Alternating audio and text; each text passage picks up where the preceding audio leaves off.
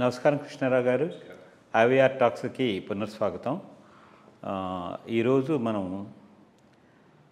ఒక తెగవాళ్ళు తమకి ఒక స్వతంత్ర దేశం కావాలనే దాని మీద పోరాటం చేస్తున్నారు. వాళ్ళని మనం కర్డ్స్ అని అంటాము. ఆ కర్డ్స్ అనేవాళ్ళు సెపరేట్ నేషనల్స్ కింద ఉండి, వీళ్ళు ముఖ్యంగా అయితే టర్కీ, సిరియా, ఆ తర్వాత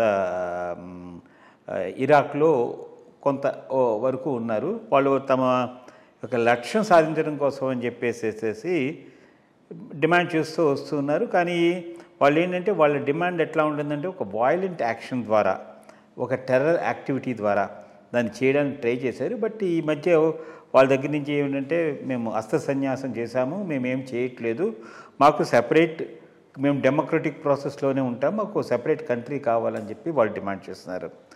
అసలు ఇది ఎంతవరకు సబబు, ఇది జరగడానికి అవకాశం ఉంటుందా, అది మళ్ళీ ఆ ఇస్లామిక్ నేషన్స్లో వీళ్ళకి ఎట్లా క్రియేట్ చేస్తారు అనే దాని మీద ఒక చిన్న వివరణ.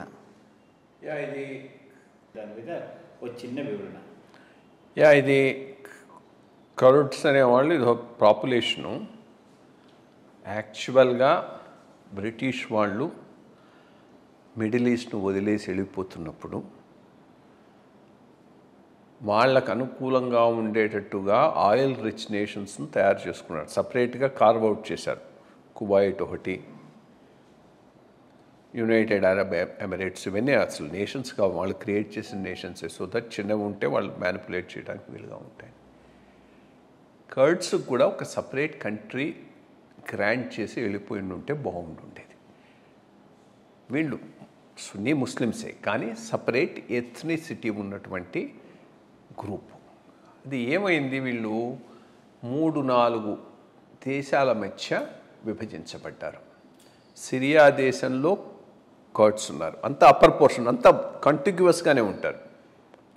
ఇరాక్లో ఉన్నారు, టర్కీలో ఉన్నారు. టర్కీలో ఎక్కువ ఉన్నారు, ఎక్కువ భాగం ఉన్నారు. చాలా రోజుల నుంచి మాకు సపరేట్ కర్డిస్తాన్ కావాలనేటటువంటిది వీళ్ళ డిమాండ్. వీళ్ళు ముస్లిమ్సే, సున్నీ ముస్లిమ్స్ కానీ వాళ్ళు ఇంకో తెగ అక్కడ ఉంది, వాళ్ళని బాగా పర్సిక్యూట్ చేస్తూ ఉంటారు పాపం. ఇది ఇస్లామిక్ బ్రదర్హుడ్, ఈ ఖొరాసాను, ఈ ఎక్స్ట్రీమ్ ఐసిస్ టైప్ ఆర్గనైజేషన్స్ ఉన్నప్పుడు అది హెచ్టీస్. వాళ్ళు యాక్చువల్గా ముస్లిమ్స్ కాదు, బట్ కర్డ్స్ ముస్లిమ్సే. బట్ వాళ్ళు సపరేట్ స్టేట్ కావాలని పోరాటం చేస్తున్నారు. మోస్ట్లీ టర్కీలో ఎక్కువ పోర్షన్ ఉంది వీళ్ళది. సో టర్కీ మీద ఆర్మడ్ రెబెలియన్ చాలా రోజుల నుంచి చేస్తున్నారు. అంకారా, ఈ ఇస్తాంబుల్లో అప్పుడప్పుడు సడన్గా బాంబ్ స్కీమ్స్ ఫ్లేర్ అప్ అయితే ఇవన్నీ కర్డ్స్ చేసేటటువంటి వాళ్ళ మీద టర్కీ వాళ్ళు కూడా చాలా వైలెంట్గానే రియాక్ట్ అయ్యి బాంబింగ్ చేసి వాళ్ళ దందా ఇచ్చేస్తూ ఉండేవాళ్ళు. లేటెస్ట్ డెవలప్మెంట్ ఏంటంటే ఆ కర్డ్ రెబెలియన్ను చేస్తున్నటువంటి main leader we are giving up arms, ఇంకా వైలెంట్ దీనికి మేము పాల్గొనము, డెమోక్రాటిక్గానే మా రైట్స్ కోసం పోరాడతామన్నాడు. మంచిదే, ఎక్కడైనా కానీ వైలెన్స్ తగ్గేది వస్తే మంచిదే. అది ఎక్కడ టర్కీ ప్రాంతంలో ఉన్నంత వరకు. బట్ ఎప్పటికైనా ఇదొకటి సపరేట్గా వస్తుంది. వాళ్ళ ఎథ్నిసిటీ ఉంది, పాపులేషన్ ఉంది, కంటిగ్యూటీ ఉంది, 3 ఉన్నాయి. యాక్చువల్గా పెద్ద చేసిన తప్పప్పట్లో దీన్ని సపరేట్ కంట్రీగా పెట్టకుండా వెళ్ళిపోవటం, మిగిలిన దేశాలకు వదిలేసి వెళ్ళిపోవటం అనేది వాళ్ళు చేసిన చాలా పెద్ద తప్పు బ్రిటిష్ వాళ్ళు. రెండోది, ఒక రకంగా అమెరికా పవర్ ప్లేలో కూడా ఇది ఫిట్ ఇన్ అవుతుంది. ఎట్లా కర్డిస్తాన్ సపరేట్ చేస్తే ఈ ఆయిల్ ఉన్న కొన్ని ఫీల్డ్స్ అన్నీ వీళ్ళ కిందకి వస్తాయి. సో పూర్తిగా ఒకళ్ళ మీదనే డిపెండ్ కాకుండా ఇరాకు వీళ్ళ మీద కాకుండా కొంత ఇది కూడా స్ప్రెడ్ అయ్యేటటువంటి అవకాశం ఉంది. చూడాలి. బట్ మొమెంటం అయితే లాస్ అయినట్టున్నది, లేకపోతే వాళ్ళు ఆ ముచ్చటగులను వదిలేసేవాళ్ళు కాదు. కర్డిస్తాన్ రాకపోతే అట్లీస్ట్ టర్కీలో డెమోక్రసీ కనుక ప్రివేల్ అయితే వాళ్ళకు సేవ్ ఉంటుంది, అట్లీస్ట్ అంతవరకు పర్వాలేదు.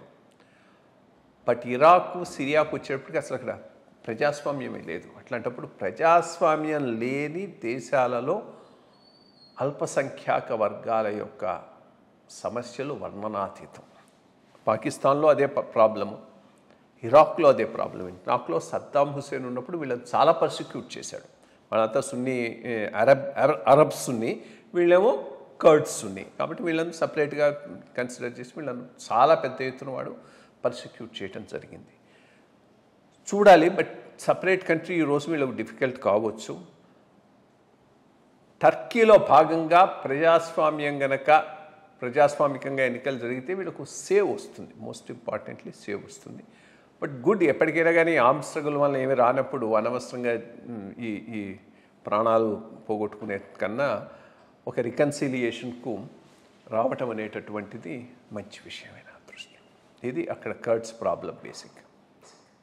మీరు అన్నట్టు చూద్దాం మరి భవిష్యత్తులో వీళ్ళకి ఒక ప్రత్యేక గుర్తింపు వచ్చి వాళ్ళ డిమాండ్స్ మీట్ అయితే బాగానే ఉంటుంది.